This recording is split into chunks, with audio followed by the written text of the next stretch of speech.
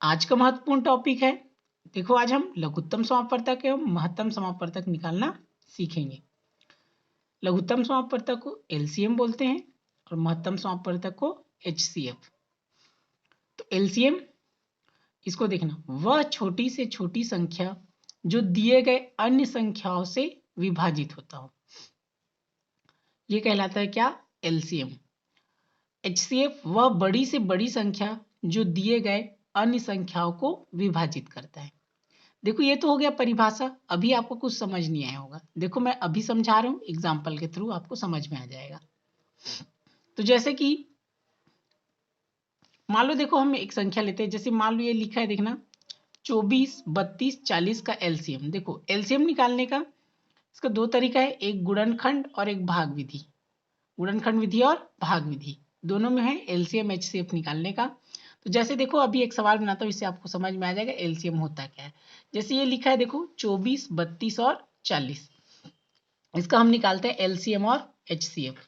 तो ये हो जाएगा 24, 32 और 40, हमको निकालना है एलसीएम। तो यहां से क्या करना, हम गुणनखंड विधि का प्रयोग करते हैं। पहले कौन सा विधि? गुणनखंड विधि।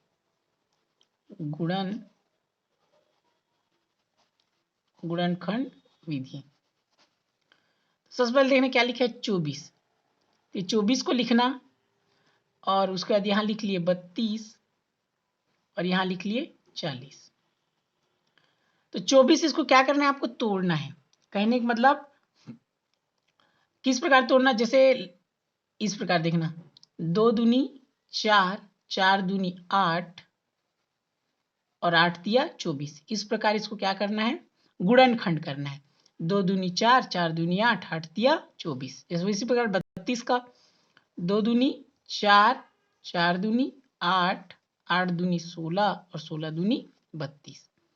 इसी प्रकार 40 का, 40 से क्या हो जाएगा, 2 दूनी 4, 4 दूनी 8 और 8 पंचे 40। इस प्रकार इसका क्या करना है, गुणनखंड। अब देखो इसका एलसीएम कैसे निकलेगा। एलसीएम ऐसे करके लिखना। अब इसमें क्या करना, जो तीनों में जोड़ा बनेगा, तीनों में होना चाहिए। जैसे देखो 2 तीनों में है, तो तीनों में क्या होना चाहिए, 2।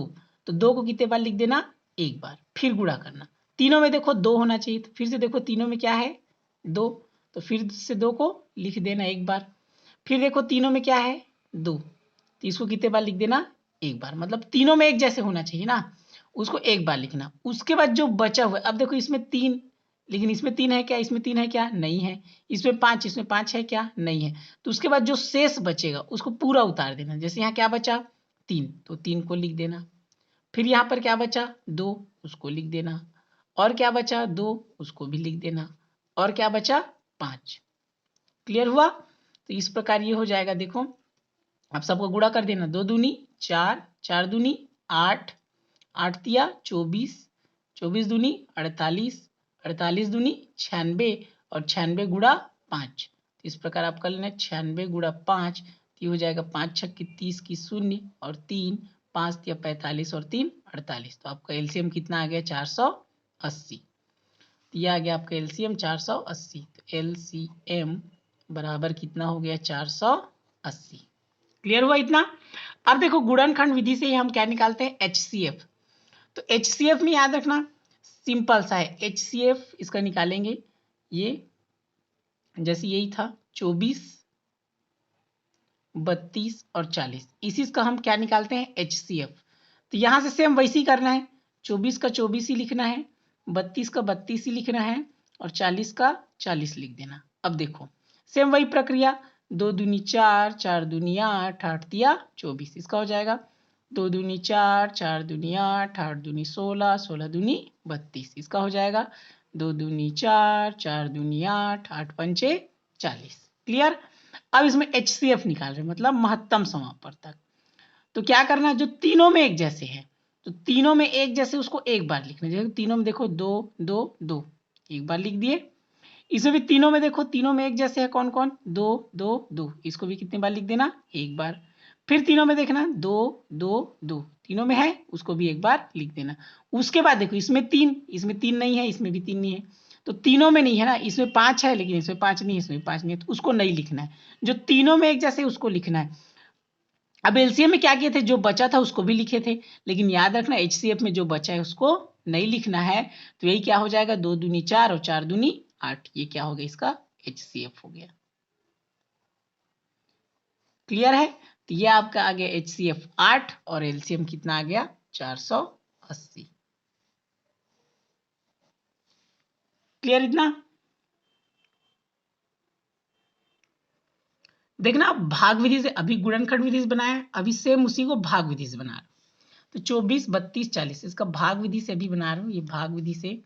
तो इस प्रकार ये क्या हो जाएगा, देखना ऐसे करना भाग विधि से, तब ये क्या हो जाएगा, देखो इसको भाग विधि से बनाओगे तो यहाँ से लेना, मान लो यहाँ लिए 2, देखो 2 एकम 2, 2 दूनी 4, 12 दूनी 24, 2 एकम 2, 1 बचा 2 छक्के 12, तो 16 दूनी 32, 2 दूनी 4, 2 शून्यम 0, ये हो गया 2 12 24, 2 16 32, 2 20 40, फिर 2 से देना, 2 छक्के 12, 2 अट्ठे 16 और 2 दहाम 20, फिर से 2 से देना, 2 तिया 6, 2 चौका 8 और 2 पंचे 10, फिर से हो जाएगा। अब देखो 2 से, तो देखो 2 पहाड़ हम 3 नहीं आता तो इसको छोड़ देना, 2 दूनी 4, 2 पहाड़ हम 5 नहीं आता तो उसको छोड़ देना, फिर देखना, फिर 2 से, 2 पहाड़ हम 3 नहीं आता तो इसको छोड़ दो, 2 एकम 2, 5 को वैसे ही छोड़ दो क्योंकि 2 पहाड़ हम 5 नहीं आता।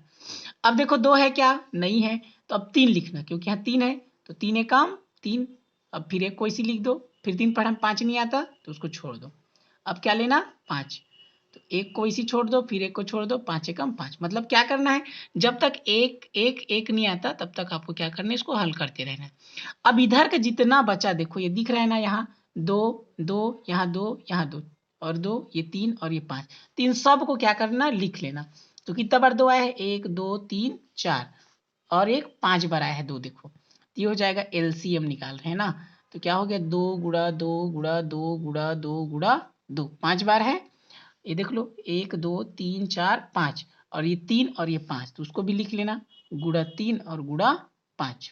क्लियर? तो इधर का जितना है सबको लिखना है। तो यहाँ से देखो कितना हो गया, पढ़ा पढ़ना, 2 दूनी 4, 4 दूनी 8, 8 दूनी 16, 16 दूनी 32 और 32 यह हो जाएगा 96, या बात समझ नहीं आती, ये 32 हो गया और 3 पंचे कितना हो जाएगा 15, तो यहाँ से इसको गुणा कर लेना, तो ये हो जाएगा 15 दूनी 30 की 0 3 और 15 तिया 45 3 48, देखो एलसीएम 480 आया, उसमें भी 480 आया था। तो ये क्या है, भाग विधि है, और वो क्या पढ़े थे, गुणनखंड विधि। अब देखो एचसीएफ निकालते हैं भाग विधि से ही, तो भाग विधि से हम एचसीएफ निकालते हैं, तो इसी में यहाँ पर लिख देना, देखो 24 और ये 32 और ये क्या हो गया 40।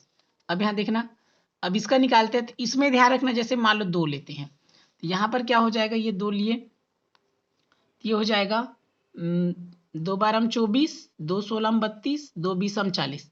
एचसीएफ में याद रखना है, अगर 2 ले रहे हैं तो 2 के पहाड़ा में तीनों आना चाहिए ना, तीनों आना चाहिए 2 में। अब फिर देखो, फिर 2 लेते हैं मान लो, तो ये कितना हो जाएगा, 2 छक्के 12, 2 अट्ठे 16, 2 दहाम 20, फिर देखते हैं, फिर 2 लेते हैं, 2 तिया 6, 2 चौका 8, 2 पंचे 10। अब यहाँ पर देखना, क्या 2 के पहाड़ में 3 आता है, क्या 2 के पहाड़ में 4 आता है, 2 के पहाड़ में 10 आता है, सॉरी यहाँ क्या आएगा 5 आएगा, 2 पंचे 10, तो 2 के पहाड़ में 5 नहीं आता, 3 नहीं आता, तो अब इसको नहीं दे सकते। देखो 3 लेंगे, 3 के पहाड़ में 3 आएगा लेकिन 4 नहीं आता, 5 भी नहीं आता, और वैसे ही अगर 5 लेंगे तो 5 के पहाड़ में 5 आएगा, 4 नहीं आएगा, 3 नहीं आएगा। तो यहाँ पर एचसीएफ में आपको याद रखना है, महत्तम समापवर्तक में, कि ऐसा संख्या लेंगे जो तीनों जाना चाहिए, तीनों में भाग जाना चाहिए, तीनों आना चाहिए उसके पहाड़ में। तो नहीं आ रहा है, तो यहीं तक ये क्या हो गया, इसका काम खत्म हो गया। तो क्या आया 2 2 2, तो यहाँ पर एचसीएफ बराबर लिखोगे, क्या लिखेंगे 2 गुणा 2 गुणा 2, 3 बार आया ना, 1 2 3, तो 2 दूनी 4, 4 दूनी 8, तो इसका एचसीएफ कितना आ गया 8 आ गया। क्लियर?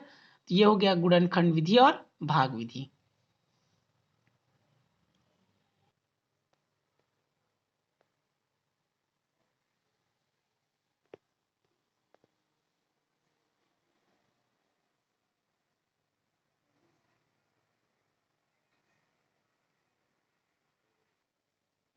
देखिए आप इसी प्रकार इन प्रश्नों को बना सकते हैं।